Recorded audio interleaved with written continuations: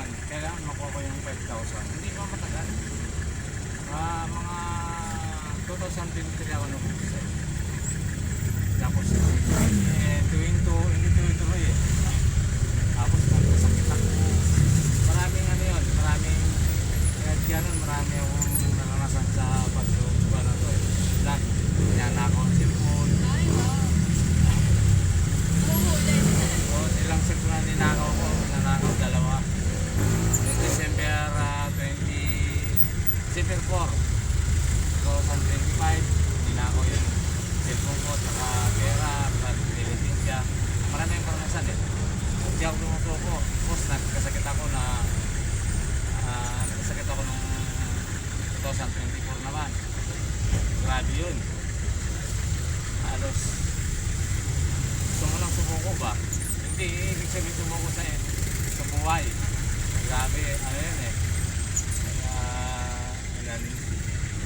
Payat ko nun. Saka ilang lakad lang, papagod na ako eh. Oo.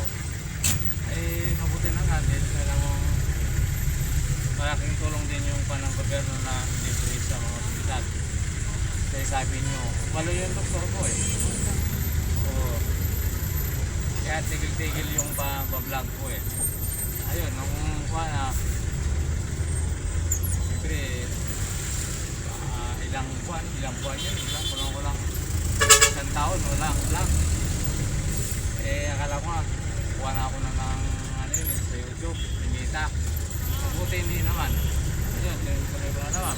Tapos marami akong tinuloy ko na kung manila ako dito, marami na akong naging kilala at saka nakuha ko pa yung abot kamay pangarap, yung extra doon, nakasakay ko pa.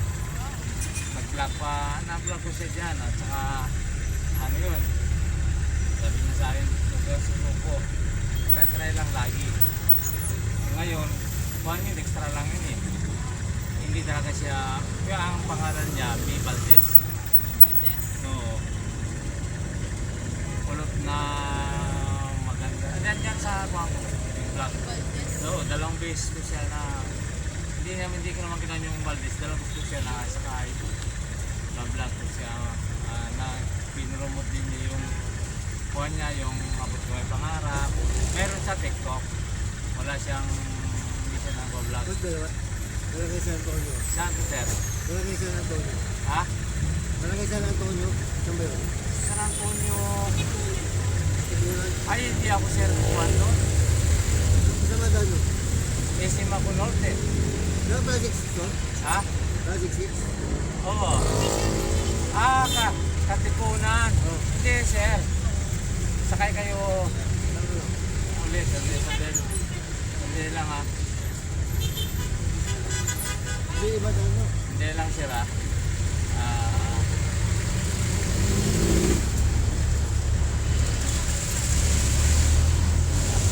Hindi yun ha. Ano dapat mo? Lalaki.